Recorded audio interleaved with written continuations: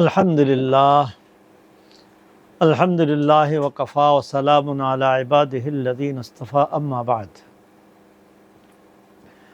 সম্মানিত শ্রোতা ও দর্শক,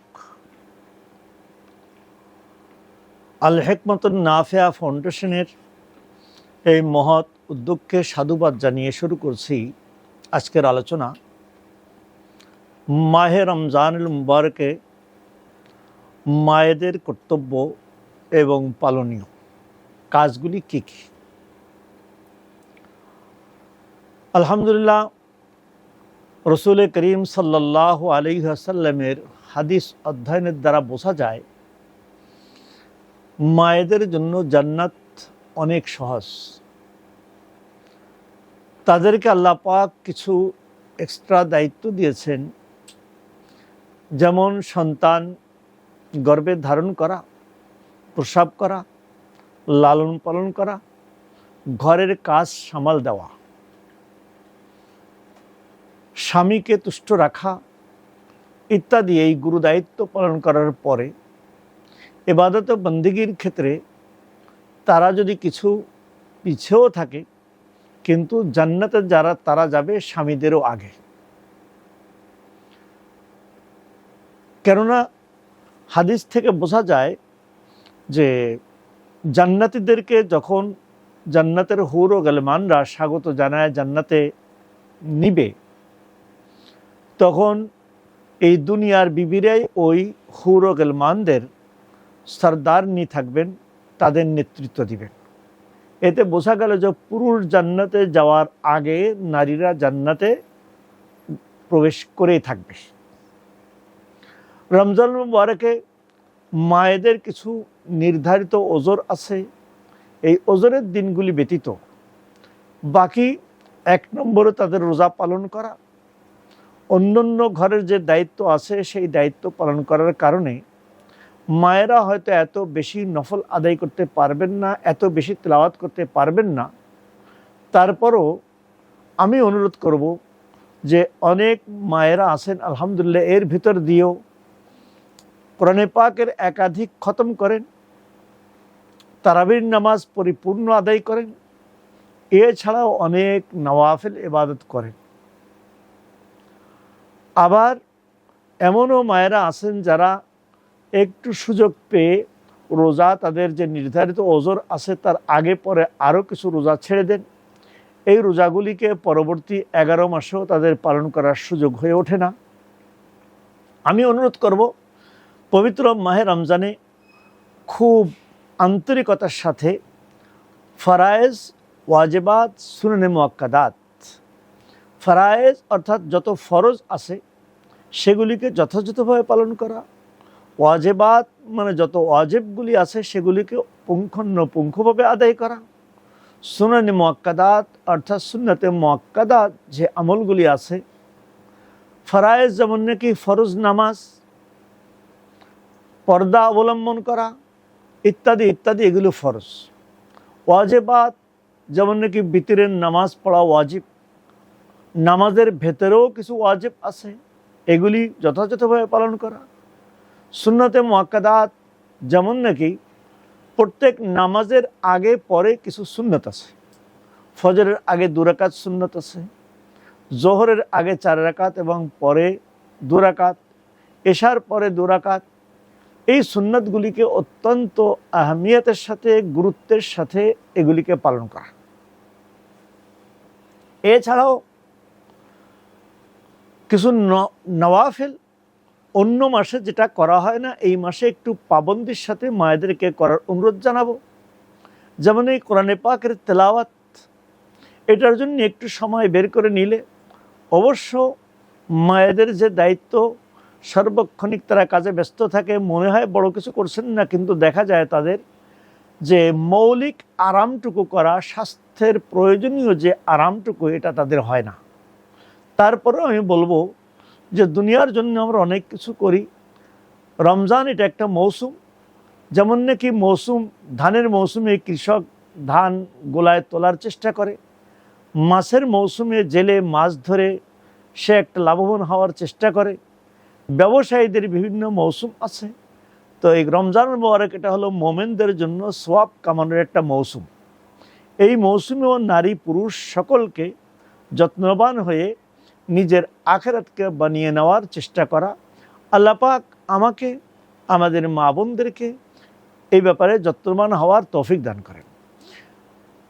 রমজানের মুবারকে কোরআনে পাকের জন্য, তেলাওয়াতের জন্য একটা সময় বের করা, এছাড়া কিছু নফল ইবাদত, 2-4 রাকাত নামাজ একটু বৃদ্ধি করে দেওয়া।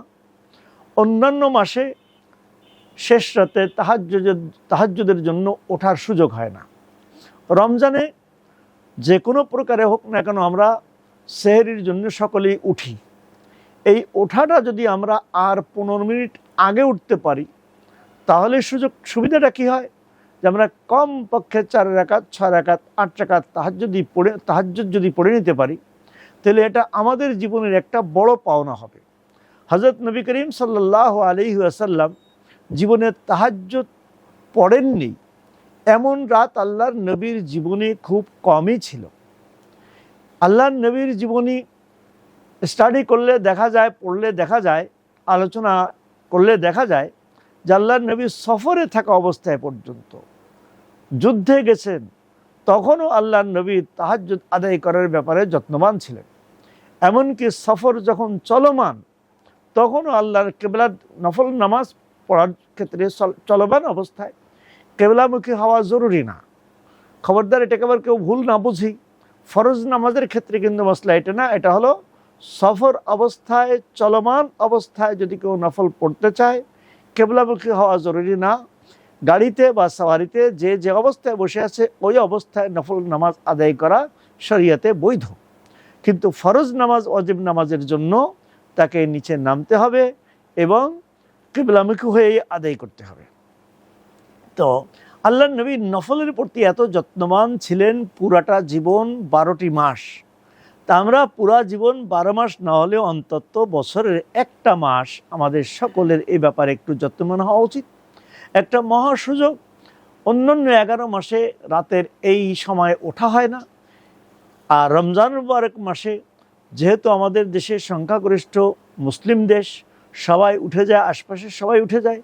এই ওঠাটা যদি আমরা আরেকটু আগে করে নিই, আরও 10-15 মিনিট, আধা ঘন্টা আগে করে নিই, তাহলে আমরা 2-4 রাকাত পড়ে নিয়েও আমরা সেহরি খাইতে পারি, অথবা সেহরি একটু আগে সেরে আমরা 4 রাকাত সবে সাদেকের আগ পর্যন্ত এটা আদায় করে নিতে পারি।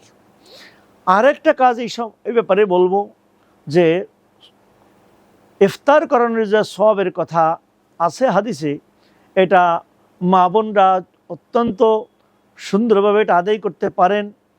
যে নিজেদের ইফতারির সাথে প্রতিবেশী কোনো গরিব থাকলে বা গরিব না হলেও সমসাময়িক কেউ আছে তাকেও একটা ইফতারিতে শরিক করা, অথবা তার জন্য একটি ইফতারি পাঠিয়ে দেওয়া, এইসব কাজগুলি আমরা ইচ্ছা করলে করতে পারি, খুব সুন্দরভাবে করতে পারি। এই সুযোগটা আমরা নেওয়ার চেষ্টা করব। প্রতিবেশীর খুব খবর নেওয়ার চেষ্টা করব, প্রতিবেশী কে কোন অবস্থায় আছে। আমার আহামারি বড় কিছু নাই, কিন্তু যা আছে তাই দ্বারা দিনের শত শত মানুষকে না হলেও প্রত্যেক দিন কমপক্ষে একজন গরিবকেও যদি আমি ইফতার দিতে পারি বা তাকে একটু স্মরণ করতে পারি, আল্লাহ পাক হয়তো এইটার দ্বারা আপনার সন্তানদেরকে, আমাদের সন্তানদেরকে শত শত মানুষের ইফতার করানোর সুযোগ করায় দেবেন ইনশাআল্লাহ তাআলা। সেই জন্য আমি আবারও বলবো, মায়েরা ইচ্ছা করলে এই মাসে আরেকটু সতর্ক হতে পারেন, ইবাদতের মাত্রাটা একটু বাড়িয়ে নিতে পারেন। অনেক ঘরে এমন দেখা যায়, খাওয়ার ব্যাপারে তো আলহামদুলিল্লাহ এই মাসে খাওয়ার প্রাচুর্যের কোনো শেষ নাই। বিভিন্ন আইটেম সারাদিন পাক হইতে থাকে, রাত্রেও পাক হইতে থাকে, কিন্তু অনেক মায়েদের ফরজ নামাজটা পর্যন্ত কী হয়ে যায়, আগে পিছিয়ে হয়ে যায়, যথাসময়ে হয় না। এইটা যেন না হয়, আমরা খানাপিনাও করব, ইনশাআল্লাহ সব ব্যবস্থাপনাও থাকবে। ফরজ নামাজটা যথাসাধ্য সময় মতো সুন্নাত মুস্তাহাব ওয়াক্তের ভিতরে আদায় করব, এবং তার সাথে সাথে আমরা অন্যান্য ইবাদতের মাত্রাটা একটু বাড়িয়ে নিব। শাইখুল হাদিস আল্লামা জাকারিয়া রহমতুল্লাহি আলাইহি উনি বলতেন যে ওনার বোনেরা যখন ওনাদের বাড়িতে বেড়াতে আসতেন, তখন বোনদের ভিতরে প্রতিযোগিতা চলতো কোরআনে পাকের খতমের, কে কত খতম তেলাওয়াত করলো। আমাদের মায়েরা, আমাদের বোনেরা যখন বাপের বাড়িতে বেড়াতে যান, সে ছেলেমেয়ের মা হোক আর যাই হোক, নববধূ অবস্থায় হোক, কিন্তু ইবাদতের খবর তো থাকে না। বিভিন্ন রকমের গপগুজারি, বিভিন্ন রকমের আলোচনার ভিতরে আমাদের সময় কাটে। কিন্তু এই ফারেক সময়টাকে একটু ইবাদতের ভিতরে কাটানোর চেষ্টা করা। তো আমি সর্বশেষ অনুরোধ করব যে রমজান মুবারক মাসে মায়েরা যেন একটু শিডিউল পাল্টে নেন, যে এতটুকু সময় আমার খানা পাকানোর, এতটুকু সময় আমার এক্সট্রা ইবাদত, ফরজ ওয়াজিব যেগুলোতে সারা বছর করে আসছি করব। এই মাসে যেন আমাদের নফল ইবাদতের একটা মাত্রা বেড়ে যায়। তার ভিতরে একটা বললাম তেলাওয়াতে কোরআন, আরেকটা কিছু নফল জিকির আজকার, দুরুদ শরীফ পড়া, আরেকটা হলো কিছু নফল নামাজ। তেলাওয়াতে কোরআন, জিকির আজকার, কিছু নফল নামাজ। অন্য 11 মাসে নফল পড়া কম হয় অথবা 2-4 রাকাত হলেও, এই মাসে যেন ওটার চেয়ে একটু 2 রাকাত হলেও যেন বাড়ে।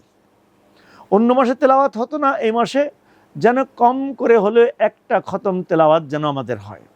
তেলাওয়াতের ক্ষেত্রে একটা কথা মনে পড়ছে, অনেক শিক্ষিতা মায়েরা মাঝে মাঝে জিজ্ঞাসা করেন যে আমরা তো 1 নম্বর শুদ্ধ পড়তে পারি না, 2 নম্বর আমরা বুঝি না, না বুঝে তেলাওয়াত করলে নাকি সওয়াব হয় না।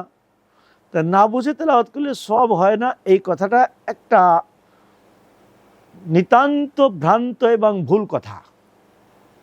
না বুঝে পড়লেও যে সওয়াব, বুঝে পড়লেও সেই সওয়াব।